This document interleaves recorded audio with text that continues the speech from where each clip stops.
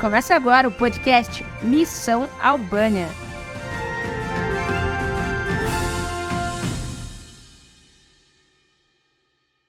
Sejam bem-vindos a esse episódio, mais um episódio aqui do nosso podcast Missão Albânia. E hoje, gente, a gente tem um prazer, uma alegria de conversar com uma albanesa que é quase brasileira. Ou já dá para dizer que é brasileira. Adriana, tudo bem, Adriana?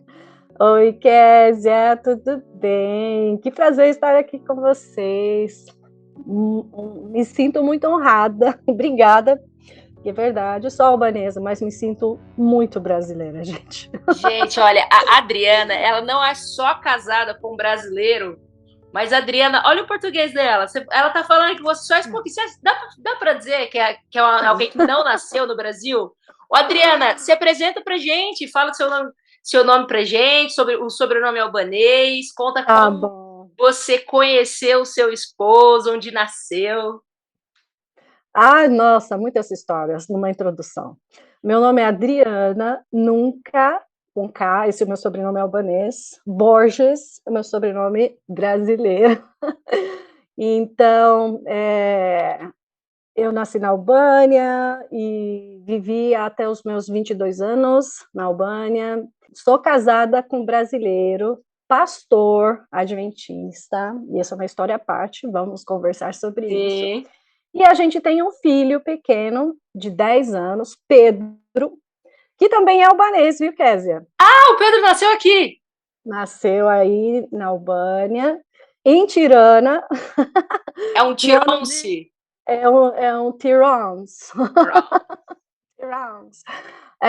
Ele nasceu no ano de 2011 e, na verdade, o Pedro foi um presente que Deus nos deu no campo missionário, porque quando a gente morava no Brasil, né, desde quando nos casamos, a gente começou a tentar ter filhos e a gente não conseguia, fizemos muitos testes e a gente não sabia o que, né, o médico falou, tá tudo certo, e só engravidamos quando chegamos na Albânia, olha só, que legal. Gente, tava no script que esse menino tinha que ser albanês. Tinha que ser missionário albanês, então ele nasceu lá e, na verdade, ele voltou a morar mesmo no Brasil quando nós voltamos, né, da nossa missão.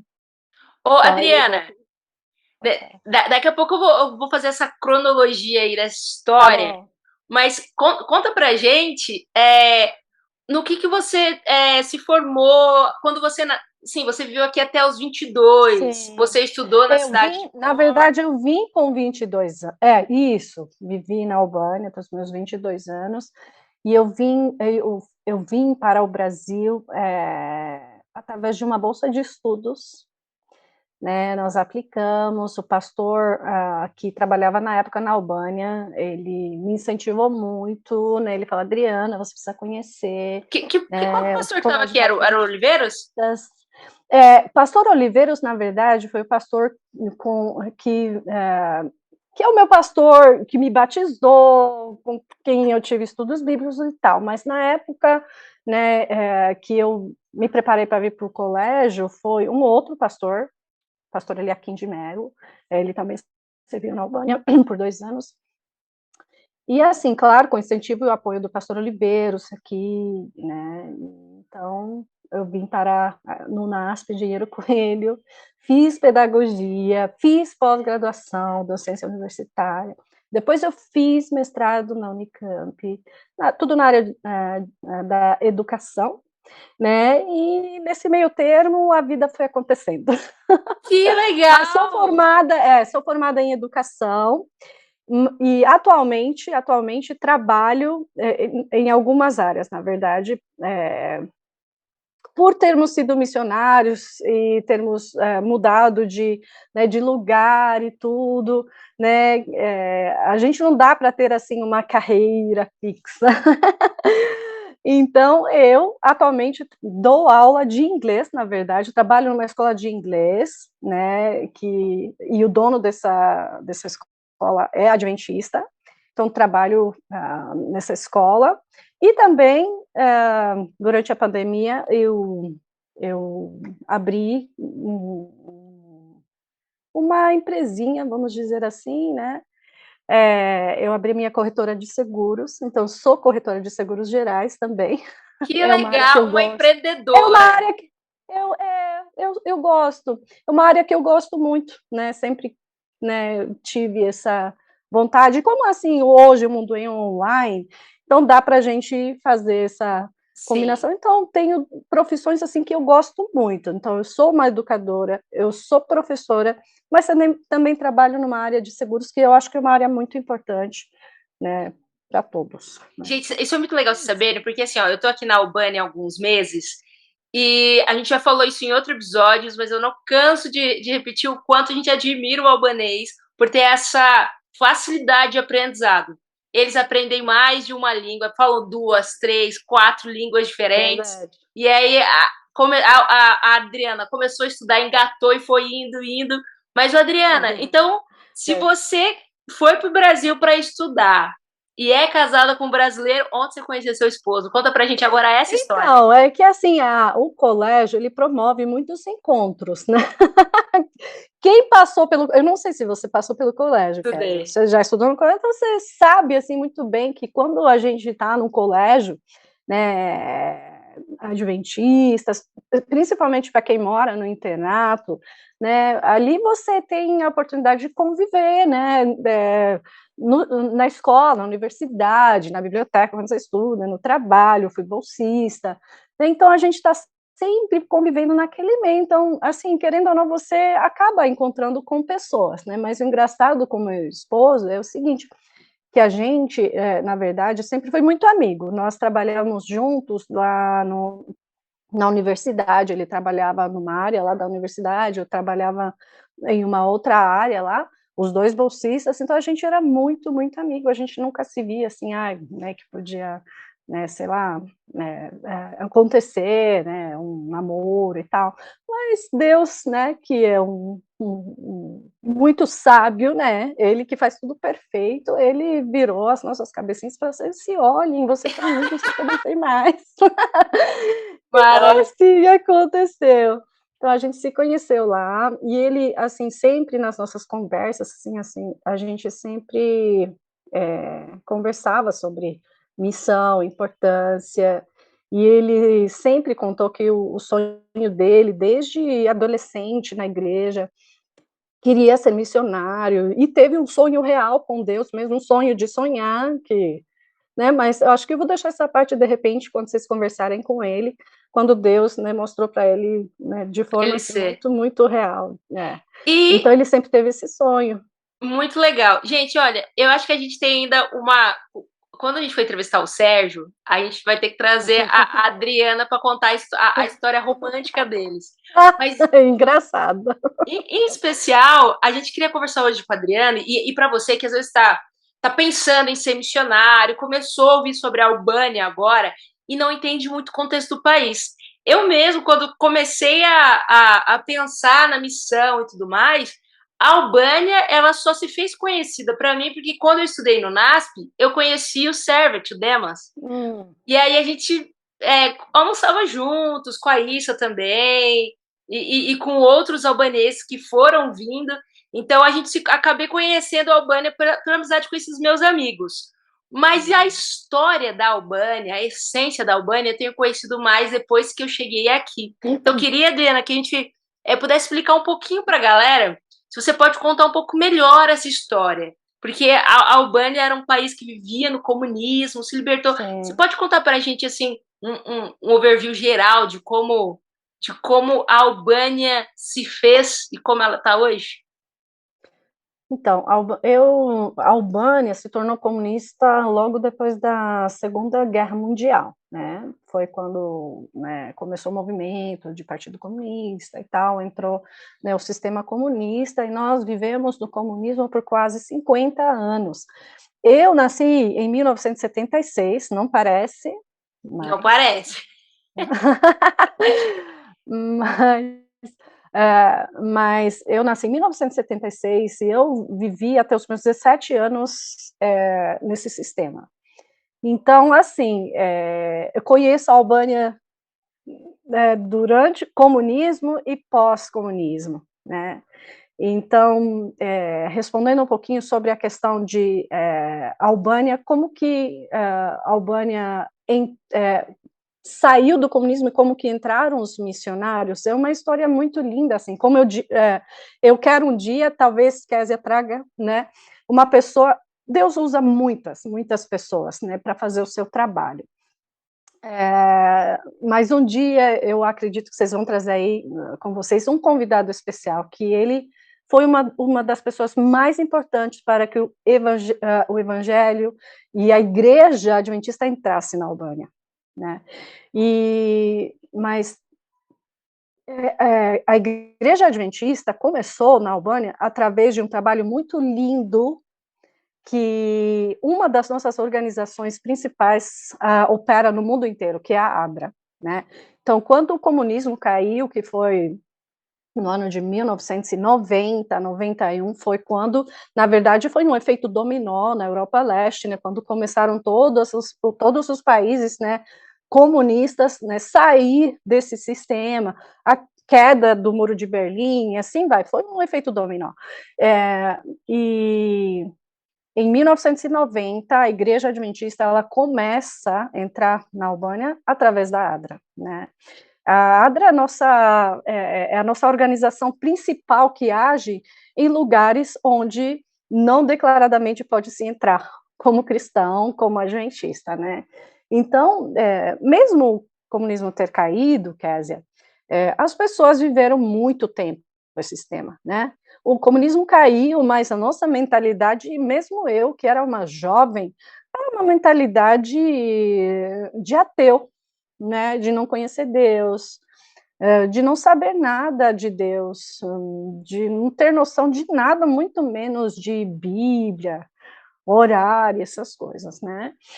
Mas a gente começou a conhecer a Igreja Adventista através da ADRA, né, que foi a primeira organização que entrou aqui, e entrou com ajuda humanitária, que o que mais precisava na Albânia, né? Então, o meu primeiro impacto, vou dizer, sobre Igreja Adventista, o impacto que a Igreja Adventista teve comigo, na minha vida, na minha família, vou falar de mim, foi através dessa atenção, esse olhar especial em atender às necessidades de pessoas que essa organização nem conhecia, né? Então, assim, muitas pessoas, só para vocês terem uma noção, a primeira vez que nós recebemos como é que fala? Uma cesta básica da ADRA, eu me lembro como se fosse hoje, a primeira cesta básica que veio lá dentro uma caixa de sucrilhos, veio lá dentro macarrão, veio essas coisas que mas eu me lembro da caixa de sucrilhos que me impressionou, caixa de sucrilhos e como é que fala, um negocinho de manteiga de peanut butter, Pasta de amendoim. pasta de amendoim, veio um negócio grande assim, e a gente olhava aquilo e falava, para que serve isso e como que come o sucrilho e como que come isso, o que é isso? A gente não sabia o que era, né? Então a gente teve que se consultar como que comia o sucrilho, que a gente não sabia, né? Só para você ter uma ideia, assim. Shampoo, né? Shampoo, meu cabelo conheceu o shampoo depois de muito, muito tempo. Então eram assim, coisas assim, detalhes que a gente viveu e depois, né? Nós fomos abrindo os olhos, mas uma das coisas mais maravilhosas de abrir os olhos através da igreja é isso, a atenção, né, a você se importar com o outro, né, então assim... Desculpa, Adriana, o que eu ia te perguntar é assim, quando a gente vê na história da Albânia essa saída do comunismo e essa nova compreensão das coisas e como está tudo acontecendo, o que você começa a perceber, além desses seus impactos até de alimentos que vocês não estavam acostumados, na forma das pessoas agirem?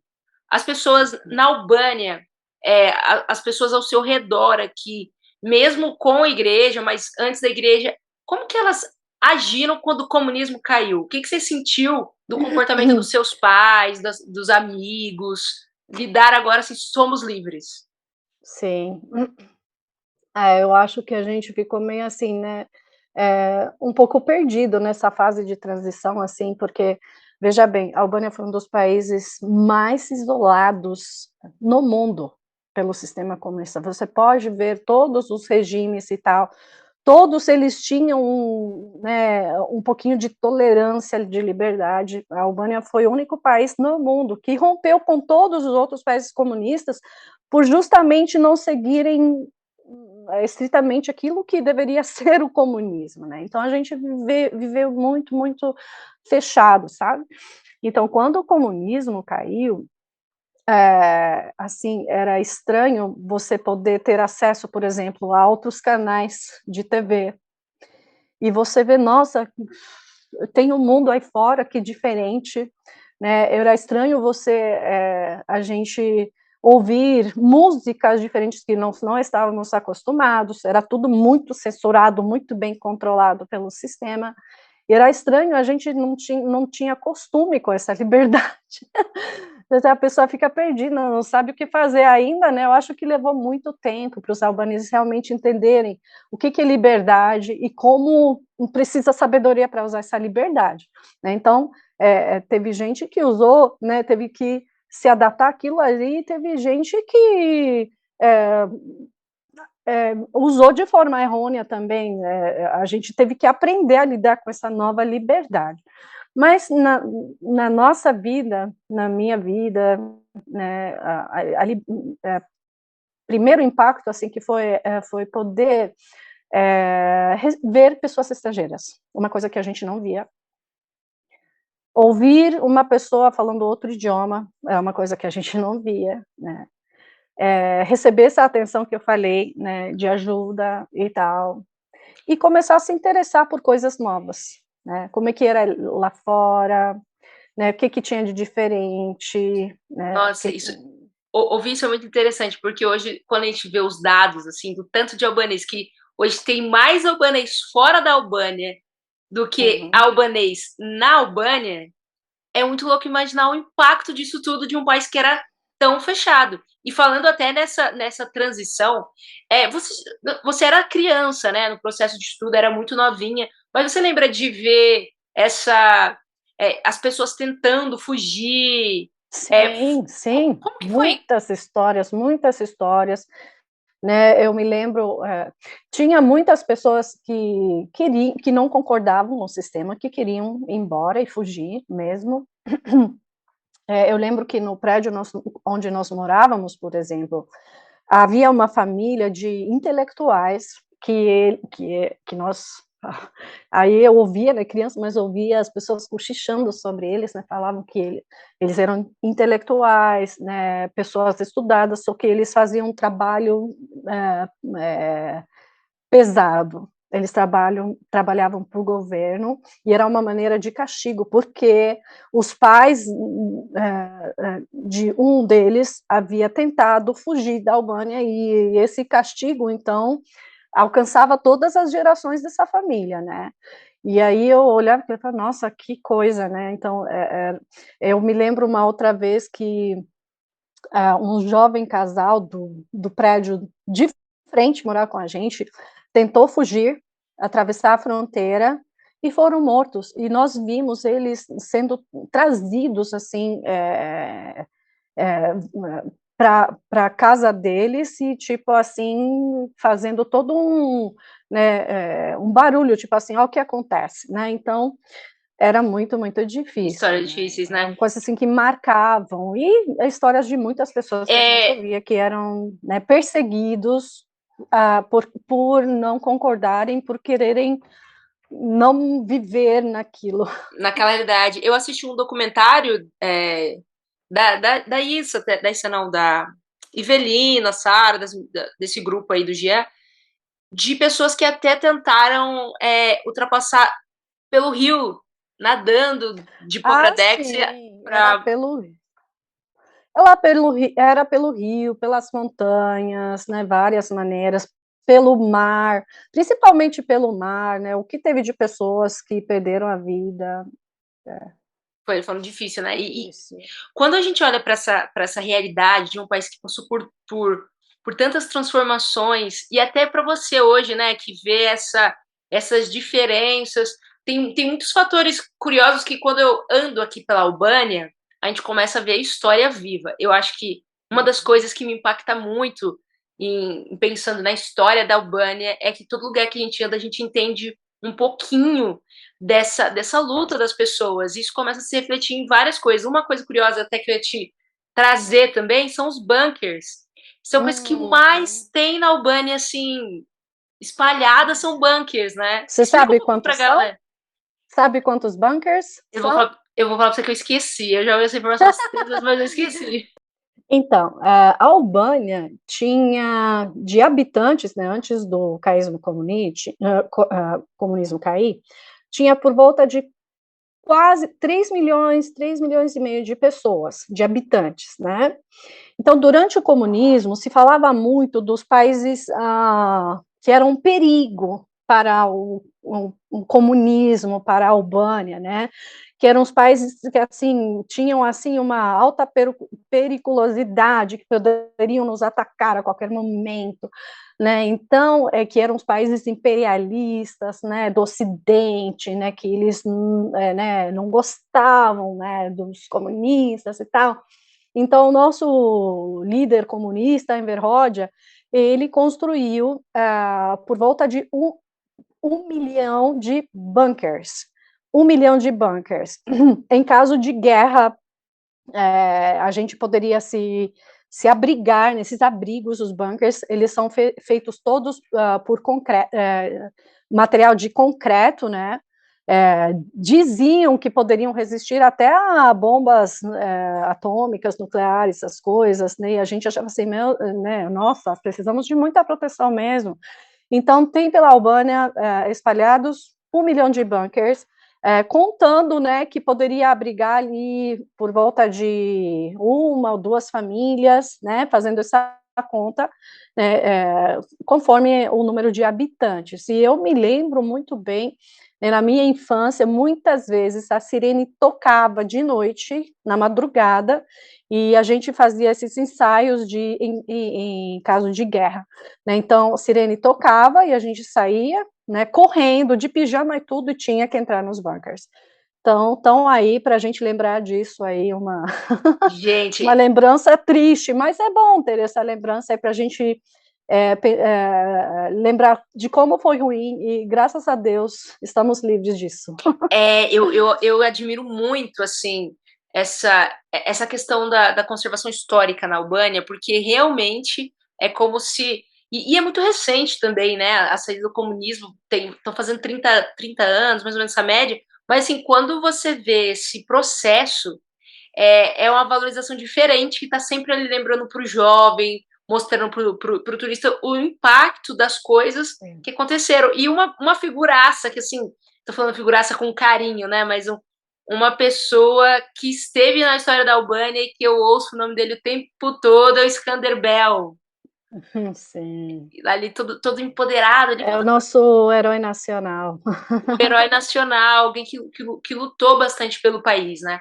E aí a gente vendo, ainda falando desse contexto de Albânia, queria que você contasse pra gente quais são os pontos mais famosos ou os pontos que mais você lembra, que você gosta. A gente tem os bunkers, tem alguns castelos, tem ali em Berat, né? Uma A cidade das mil janelas. a cidade da É assim que a gente... janela. Sim. Das mil janelas, né? É uma cidade bem bonita. A Albânia tem muitos pontos, né? A Albânia é um país assim muito especial, muito turístico. É um ponto turístico para a Europa toda, né? Tem se tornado atrativo para turismo, né? Você deve ter visto aí, né? Cada vez mais europeus, né? Passando suas férias na Albânia. Mas tem muitos lugares lindos. A Albânia é um país que eu acho que tem todos os tipos de beleza, né? Se você está procurando aí montanhas, nós temos Alpes lindos, né? Os Alpes do Norte, Você tem aí lugares onde nem um carro sobe, você tem que subir de jumentinho, mas assim, é muito, muito lindo, né? Nós temos praias maravilhosas, né, de águas cristalinas, né, que ficam mais para o sul da Albânia. A Albânia é muito linda, né? Desculpa aí, gente. Brasil é muito lindo, eu amo o Brasil, mas a Albânia é especialmente um país Gente, muito, muito não, lindo. é surreal. Tem uma praia chamada Dermi aqui, que você vê a água. Todos os brasileiros que vêm aqui, teve uma missão de Sim. férias há um tempo atrás, Adriana, que a gente fica, tipo assim, impactado. A galera do Brasil tava ali, assim, apaixonadíssima por É esse. lindo, Tem né? algum lugar que você gostava mais, assim, de ir, ou quando você vem visitar, é um dos seus preferidos? A gente gosta muito de ir para a montanha, a gente gosta demais de explorar esses lugares, né? Um lugar bem legal que a gente gostava muito de ir era Vidkut, é uma pequena vila perto de Corte, assim, que tem bastante montanha, você pode escalar e tal, de natureza maravilhosa, você passa assim com carro, você vê aí montanhas gigantes e cachoeiras caindo e um rio bem clarinho. É muito lindo. Mas a gente gosta de tudo, mas a gente gosta de ir para montanha, fazer piquenique, essas coisas, né? É bem legal. E comida, Adriana? Ainda pegando esse ponto dos lugares que você é apaixonada aqui no teu país, o que você gosta mais da comida da Albânia? Qual a influência de outros países, assim, na comida da Albânia e tal? É assim, a nossa culinária na Albânia ela foi altamente influenciada pela ocupação turca, né? A Albânia viveu por quase 500 anos na ocupação turca, inclusive o nosso herói nacional, Skanderbeu, ele tem essa parte nisso aí, né, de ter nos libertado da ocupação turca. Mas, então, a nossa culinária, para quem já conhece, é uma mistura de comida mediterrânea com comida árabe, digamos assim, culturalmente falando, né? Então, você tem aí essa mistura de comida mediterrânea com comida árabe. É, na verdade, a Albânia e a região dos Balcãs, né, onde se encontra a Albânia, as comidas elas são bem parecidas, né? Os cardápios são bem parecidos. Então, você, não sei, Kézia, o que você tem reparado, mas a gente gosta muito de pimentão, a gente gosta muito de batata, a albanês gosta muito de carne, gosta muito de vegetais, a nossa comida é sempre variada, né, mas sempre muito simples e ao mesmo tempo gostosa, né? Então é assim, né? Diferente do Brasil, né? Eu lembro que quando no primeiro ano que nós fomos missionários na Albânia, o meu esposo que é brasileiro, era muito engraçado. A gente chegava no restaurante, o meu esposo brasileiro, depois de ter assim passado aquela paixão de amor, assim, de estar num lugar diferente, já queria feijão e arroz, né? Então a gente, às vezes a gente chegava no restaurante e ele começava a pedir assim, quero um feijão, quero um arroz, quero, né, uma mistura, quero uma batata, e tipo assim, aí uma vez o garçom chegou e ele estava sozinho, ele estava trabalhando, saiu da missão só para almoçar e voltar no escritório. Né, ele pediu tudo isso numa mesa, aí o garçom falou assim, quantas pessoas estão vindo? Ele falou, não, isso Ele saiu, ele sou saiu eu. montando tudo. Aí ele pegou todos os pratos e montou o pratinho dele brasileiro, né? E o resto ele levou a marmita para casa. Mas é assim, né? Se você vai comer no restaurante, por exemplo, o cardápio vai ser assim, né? Um prato por vez, não tem feijão, arroz, e aí você, sei lá, as misturas, né? Uma comida diferente, cada prato diferente, é assim. Eu gosto. Gente, tô apaixonada aqui pela Albânia, porque, assim, de comida é tudo tão É gostoso. maravilhoso, né? Fala a É, verdade. sim, e falando dessas influências, a gente vê também, assim, bastante massa, né? Tem muita pasta, tem risoto, tem todo tipo, todo lugar, isso é uma coisa que eu percebi, todo lugar vai ter uma pasta, vários, vários tipos de pastas bem gostosos, vai ter risoto, Aí vai ter as carnes e tal, então é bem, bem rico. E uma das coisas que eu Nossa. provei aqui, que eu gostei, que aí eu queria saber se você gosta e tal, a gente tem o lacro, né? Que é uma comida assim, eu acho que é bem, bem albanês. Tem Sim. alguma outra coisa? Eu não sei se eu provei tudo. Eu provei lacro, o burek, não sei se Burek, burek, o dal, é uma dala, dal, dala. que é uma bebida bem albanesa, bem Bem diferente. interessante. Brasileiro tem que levar um É, tempinho para se acostumar. é diferente, gente. É Esse diferente. esse é diferente real. Tem alguma dessas outras comidas ou dessas que você gosta muito que às vezes no Brasil se sente falta? É que, sim, né? Eu, na verdade, o Brasil tem de tudo, né? E só você saber fazer. Às vezes eu faço lacror aqui em casa, a pedidos, né? Porque eu tenho albaneses em casa, o meu filho é albanês. E o meu marido às vezes fala assim, ai, vamos, ou quando o pastor Oliveiros vem nos visitar aqui em casa, ele sempre já vai ter lacror, então eu estou aqui, né, como uma boa albanesa eu faço, viu, Kerla? Então, mas assim, tem petanic, já experimentou petanic? Não. Então, fica a dica aí, petani. Vocês perceberam que tem muitas massas folhadas, certo? Então, petanic é como se fosse um burek, lacror, burek, petanic, são todos salgados folhados, digamos assim, para quem vai assistir entender o que é isso, né? São folhados, né, com recheio dentro, né? Então, o petanic quer dizer o seguinte, ele tem várias camadas, várias camadas e vários recheios. Enquanto o lacror e burek só tem um recheio no meio, né? O petanic ele tem vários recheios, né? O tradicional é feito com feijão, é uma delícia. Eu vou falar para você experimentar, é bem legal, né? Mas tem outros estilos também de petanic. Então escreve aí petanic de Gente, feijão, eu já anotei, vou petanic, provar enquanto estou aqui, não vou perder. petanic, petanic me façulha. É Me muito bom. faço. É difícil, eu não, assim, ainda não me arrisquei a fazer porque é bastante trabalho. Outra coisa, tanto que a gente gosta de folhados, a gente tem sobremesa folhada, né?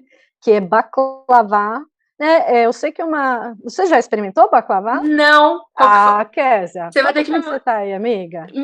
Eu tô aqui há 6 meses, mas nunca vi Bota, mas, assim, por favor, anota aí, baklava. Não, eu tô anotando tudo aqui. Baklava é uma delícia, gente, é um folhado especial, ele é tradicional, na verdade, nos países mediterrâneos, ele é bem tradicional, assim, é uma delícia, ele é doce, é feito com nozes, é muito bom. Nossa, Tem que já tô experimentar, aqui, ó. Kézia. Não, eu tenho que experimentar, ainda bem que a gente teve essa conversa agora, porque eu tenho que provar de tudo logo. Ô, Sim. Adriana, você falou um pouquinho do contexto de quando a igreja começou a chegar aqui e tal, mas e a sua família? Como que vocês conheceram a Bíblia, a igreja, o evangelho? Você falou que foi através da Adra, que a Adra levou uma cesta básica e tal, mas e esse processo de estudo da Bíblia?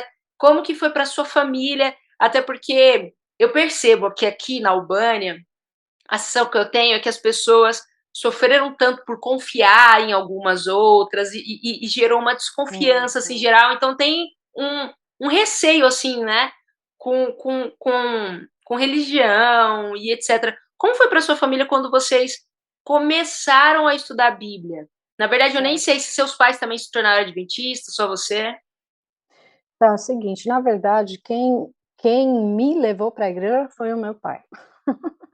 Na época, lá em Corte, na minha cidade, quando começaram a entrar os missionários na Albânia, depois do comunismo, né, os primeiros missionários que chegaram na nossa cidade, eles começaram a fazer reuniões na biblioteca da cidade, né? Então, Albanês, sim, tinha muita desconfiança, tinha muito medo, mas tinha muito curiosidade, porque a gente viveu muito tempo preso, né? Então, tudo que diferente que acontecia, a gente queria saber o que era, né? Então, foi assim que o meu pai foi o primeiro que foi olhar o que eram umas reuniões de um brasileiro que estava acontecendo na biblioteca, né? E ali ele entrou e ele começou a atender essas reuniões, né? O pastor Oliveiros Ferreira, né? Que foi um dos primeiros missionários brasileiros, né? Na Albânia.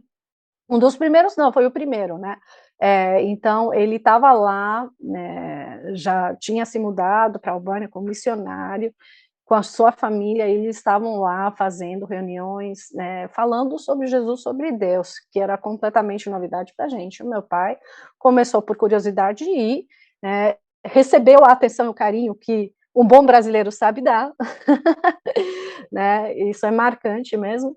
E ele chegava em casa com um livro na mão e a gente olhava e falava, o que é isso, né? Onde você está indo? Né? Tinha os dias especiais da semana, que era quarta e sábado de manhã, que ele tinha os horários dele e saía com esse livro na mão e a gente começou a ver, o que é isso? Aí ele falou, é Bíblia. Mas nossa... E começamos a ter, eu e meu irmão, principalmente, começamos a ter tirar sarro do nosso pai. Poxa, né? Nada a ver, essa idade, o que é isso e tal. Aí o meu pai falou assim, não, Adriana, vem que você vai gostar, tem jovens e tal. Aí eu fui por curiosidade, foi assim, aí eu fui vendo, né, o pastor Oliveiros falando sobre Deus, e ele começou a ensinar um monte de coisa que era, assim, uma coisa completamente nova para mim. E então eu fui, e eles estavam fazendo classes bíblicas, estudos bíblicos, na época estavam construindo a igreja, né, o prédio da igreja adventista em Corte, que inclusive foi a primeira igreja construída, né, na nossa cidade, e eu comecei a ir nesses estudos, inclusive acontecendo na construção mesmo. Gostei da amizade dos jovens, aí gostei tanto que a gente ia lá, ajudava a construir junto, eu carreguei muitos tijolinhos naquela igreja. Que legal! Inclusive, Então gente, na foi igreja que eu assim, estou agora. Você está em Tirana ou em Corte? Eu estou em Córtia. Eu estou em Córtia, na tua igreja. Poxa, deixa eu olhar. Saudade. Então, mas assim, foi muito legal. Então, como que entra Deus na vida da pessoa? Olha, eu era uma pessoa que não acreditava em Deus, eu era ateia, nunca acreditei em Deus, nunca. A minha formação foi completamente evolucionista, darwinista, ateia, sem Deus, sem nada, nunca acreditei em Deus. Mas, como que Deus entra na vida da pessoa? Através de pessoas, através de atenção, através de carinho, né? Então, antes que a gente chegue a falar, olha, tem um Deus, vamos estudar sobre Deus, a gente tem que mostrar Deus. Então, é assim que Deus, né, age, né? É assim que Deus consegue ter acesso até aos corações mais improváveis, como o meu, né? Ô, Adriana, nessa época, e quando vocês foram vivendo tudo isso, você lembra do impacto da cidade quando recebeu essas conferências? Tipo, você está falando do seu pai, do que foi para você. Muita gente curiosa que ia, que assistia, às vezes até for fun, só para, né, sei lá, passar Se tempo, mas divertir. muita gente curiosa, assim, muitas crianças, porque a esposa do pastor, ela tinha um programa à parte, com aquelas apresentações de feltro, tudo, contava as histórias né, histórias para crianças bíblicas, então era assim, muita gente curiosa, né, se vocês buscarem nos arquivos, né, da nossa igreja, vocês verão a nossa igreja era lotada de gente, porque justamente as pessoas, eu acho, curiosidade, mas também sedentas para ouvir sobre um amor que liberta, um amor verdadeiro, né, alguém que é capaz de dar a vida, né, então, assim, juntou tudo, acho que foi assim, para quem teve essa experiência de pós-comunismo, você poder ter a liberdade de ouvir sobre um Deus, sobre seus planos para a sua vida, foi assim muito impactante para muita gente. Como que funcionava? Você falou uma coisa que me despertou uma curiosidade. Como que funcionava essa parte do ensino, porque eles Ensino nas escolas? nas escolas, como era o Ah. ensino quando você estava aqui? O ensino era evolucionista, né? Diziam é o ensino laico, mas a ideologia fez parte, né? Essa ideologia evolucionista fez parte por muito tempo, e eu acredito até hoje, né? Deve ser assim. A educação, né? Tudo bem que hoje em dia as pessoas têm, né, a possibilidade de conhecer a Deus, mas nas escolas essa questão é muito, muito forte, né? O darwinismo, o evolucionismo, é muito, muito, muito forte mesmo, né? Quando Então, na parte educacional, isso aí, acho que vai levar muito tempo para a gente mudar, né? Por isso que a gente sempre quis, né, inclusive nos meus estudos, quando eu fazia pedagogia e tudo, estudava, né, o meu projeto de TCC foi sobre a viabilidade e a abertura de uma escola adventista na Albânia, que hoje é uma realidade, é o meu projeto que está aí acontecendo, né, então, assim, Deus trabalha de várias maneiras, né, então, aos poucos, né, vamos aí inserindo essa educação diferente, né, com menos ideologias, assim, evolucionistas. E Né? quando você fez essa transição de sair da Albânia para ir para o Brasil, você viu essa diferença, né? No ensino, até mesmo porque Sim, sim, nossa, muito, muito grande. Né? Essa experiência de poder estudar num colégio adventista e você poder fazer as matérias da sua faculdade no prisma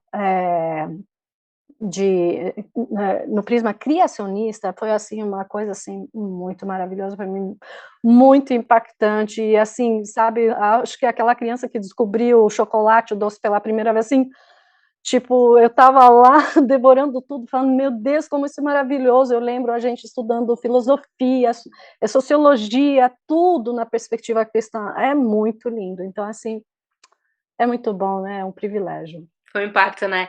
E quando você passou por todo esse processo, essa mudança do Brasil, você teve um período aqui de missionária, né? A gente vai conversar depois um pouco mais com o Sérgio para ter mais detalhes, mas o que você sentiu que te marcou mais na sua missão, depois de ter vivido o comunismo, ter visto tantas tragédias, daí ver a liberdade, lidar com essa liberdade, conhecer o novo, se mudar para um outro país, se formar, estudar, casar com um brasileiro e aí voltar para ser missionária. Quando você passou por tudo isso, como foi para você voltar? Tá aqui. Na verdade, desde quando eu vim para o Brasil para estudar, o objetivo era voltar, né? Então, na verdade, eu vim como uma estudante missionária para estudar, mas para dar a minha contribuição na Albânia. Então, assim, isso nunca foi algo que eu deixei de lado. Então, eu estava bem focada e eu queria, e eu pedi a Deus que Ele, né, me preparasse e me mandasse na Albânia e eu pudesse dar a minha contribuição. Então, quando eu estudava no colégio, eu orava muito a Deus, né, sobre a questão do retorno para a Albânia. E uma coisa, eu vou contar até uma coisa engraçada aqui, é que quando eu estudava pedagogia, né, tinha muitos estudantes de teologia, e geralmente, né, pelo menos na minha época, era muito assim, né, os estudantes de teologia gostavam muito de ver as pedagogas como futura esposa de pastor. Era muito engraçado. Mas como eu tinha uma missão, e eu sabia como é que era ser uma esposa de pastor, tinha tido um convívio muito grande com a esposa de pastor, achava aquilo uma responsabilidade muito grande. Eu sempre pensava assim, Senhor, pode ser qualquer pessoa, mas pastor não. Verdade. Falei assim, Senhor, por favor, eu sei, o Senhor que manda, mas assim, pastor não. Mas ele, né, como eu disse, né, Deus, ele é maravilhoso, então ele junta sempre o útil ao agradável. Então, quando nós começamos a namorar, antes da gente noivar, a nossa conversa principal e acordo foi assim: Sérgio, você quer ser missionário? Ele falou, você sabe que sim. Aí ele me perguntou assim, Adriana, você aceitaria qualquer chamado? Pode ser que não role, né, um chamado para a Albânia. E eu sou pastor, você sabe disso. Você aceitaria? Eu falei, sim. Onde Deus chamar, a gente vai, né? Então foi assim. Então, quando a gente recebeu o chamado, foi assim muito emocionante, porque foi um sonho se realizar assim. Eu falei, nossa, eu achava que nunca ia acontecer. Ainda mais receber assim pela conferência geral, pela nossa igreja. E assim foi nossa, eu fico até, foi muito bom. E assim, poder voltar aonde eu conheci a Deus, onde eu aprendi sobre o amor dele, e onde eu fui batizada, poder servir, nossa, foi demais, né? Então, assim, Deus, ele faz as coisas de forma muito, muito perfeita. A gente pensa assim, nossa, missionário deve sofrer muito, não só, não sofre, claro que missão é um desafio, sempre, mas quando Deus manda, né, eu acho que os missionários são os mimados de Deus, eu sempre falo isso, né, porque a gente não tem dinheiro, a gente não tem nada, mas a gente consegue fazer coisas que dinheiro não compraria, né, você poder contribuir, né, para as pessoas, para você poder apresentar um Deus maravilhoso, para você poder ajudar no que as pessoas necessitam, não tem dinheiro que pague isso, né? E de luxo, Deus ainda nos dá uma Albânia maravilhosa para você conhecer, uma comida maravilhosa para você experimentar. Então é muito, muito bom, muito bom. Para mim, assim, nós ficamos na Albânia 7 anos, servimos na Albânia 7 anos, fizemos muitos projetos, inicialmente trabalhamos na capital, em Tirana. Meu esposo, ele recebeu o chamado para ser tesoureiro da missão, ele trabalha como JA, Ministério Jovem, e ele começou também, fundamos lá os Desbravadores, né? Enquanto isso, eu trabalhava com outros projetos, né? Escola de inglês comunitária e várias outras coisas que nós fazemos juntos. E depois nós nos mudamos para Corte, a minha igreja, que eu ajudei a construir, eu sempre falo, tenho o meu tijolinho. Colocou tijolinho aqui. Lá.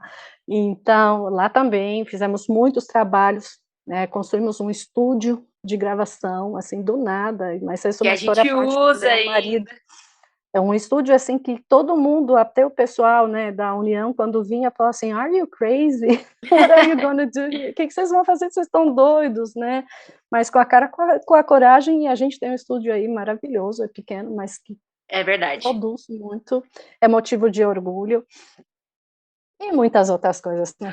Olha, assim, não dá para falar de tudo que a gente faz em 7 anos. Sim. Mas a gente continua o trabalho, estamos aqui, voltamos para o Brasil, mas a gente continua orando pela Albânia, a gente continua trabalhando para a Albânia, do jeito que a gente pode, né? Eu gosto muito de fazer versões de músicas, tem muitas músicas que vocês cantam aí, né? Que eu fiz versão.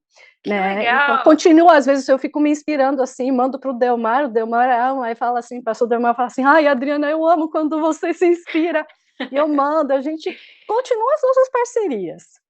Adriana, a gente vai ainda conversar com o Sérgio e vai explorar muito dessa história da igreja aqui, dos processos que ele viveu e que vocês construíram juntos. Que último conselho ou que você gostaria de destacar para quem está pensando em ser missionário, para quem está talvez cogitando a Albânia ou algum outro país, mas que tenha às vezes um pouco de dúvida, às vezes um pouco de medo, um pouco de receio. Que conselho você daria para essa pessoa? O conselho que eu dou é o seguinte: se você tem vontade de ser missionário, converse com Deus, né? Porque assim, ser missionário muitas vezes a gente pode confundir com um passeio. Ser missionário não é passear. Ser missionário é você ter um foco para trabalhar para Deus, né? E assim, qual que é o seu talento? Como que você pode contribuir, né? Tem muita gente que fala assim, não sei fazer isso, não sei fazer aquilo. Eu, por exemplo, não sei fazer muita coisa. Então, eu tratei de dar a minha contribuição no campo missionário naquilo que Deus me deu de talento, né? Que era ser professora de inglês. Então, o que eu fazia? A gente abria a nossa escola de inglês e era o nosso jeito de evangelizar. Inclusive em Tirana, que tem muitos muçulmanos, a nossa igrejinha lá fica em meio a mesquitas, a gente estava lá com a nossa escola de inglês e vinham famílias muçulmanas, estudavam com a gente. E claro que o nosso estudo era no sábado, porque era a escola sabatina. Então, é a maneira de evangelizar. Se você tem talento de futebol, vai lá e monte a sua equipe. Todo tipo de talento que Deus nos dá, a gente tem que usar para Ele. Né? Então, no meu caso, era escola de inglês, era música, porque eu amo de música. Trabalhei no Ministério de Música, na missão, por muito tempo. Gravamos muitas músicas, porque era aquilo que Deus me deu de dom, de fazer músicas, fazer versões e cantar. Cantamos Maranata em albanês, né? Muitas outras músicas aí em albanês a gente canta, né? Porque Deus, né, coloca dons que a gente precisa utilizar. Então, use os seus dons, converse com Deus e use os seus dons no campo missionário. Não vá para passear, vá para trabalhar. E Deus vai te dar de presente muitos passeios, pode ter certeza. Mas o foco principal é trabalhar, ajudar, colocar os seus dons a serviço de Deus. E pode ter certeza, pode ser qualquer dom que você tenha, vai ser útil no campo missionário. Adriana, muito obrigada pelo seu tempo, pela conversa. Eu tenho certeza que quem estiver ouvindo isso aqui com a gente deve estar ali com o coração fervendo, querendo ser missionário, querendo se colocar, porque realmente, quando a gente olha para tudo que o país passou, vê toda a história, e a gente conhece muita gente, eu conheço muitos albaneses. Conheci muitos albaneses no Brasil, conheci alguns, uns 5 no Brasil, e agora conhecendo os albaneses aqui na Albânia e tal, é muito inspirador. E foi muito legal poder ouvir a tua história.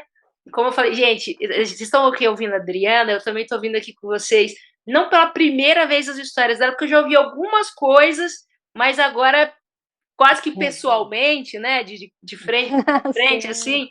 Mas muito obrigada. Eu acho que a gente, quando ouve histórias, e para quem está aqui ouvindo, a gente vai se sentindo mais próximo da realidade. Quanto mais próximo da realidade a gente consegue entender um pouco melhor o que a gente pode fazer, como a gente pode fazer e que Deus capacita, né? Então você que está ouvindo aí, levanta aí, começa já a mandar e-mail pra gente. E uma coisa importante, Késia, é muito importante saber inglês.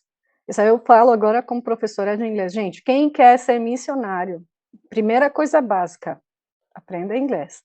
Sem inglês, tudo é mais difícil. É complicado, né? Mais difícil. Então, inglês é primordial. Gente, mais um motivo, né, para ser missionário.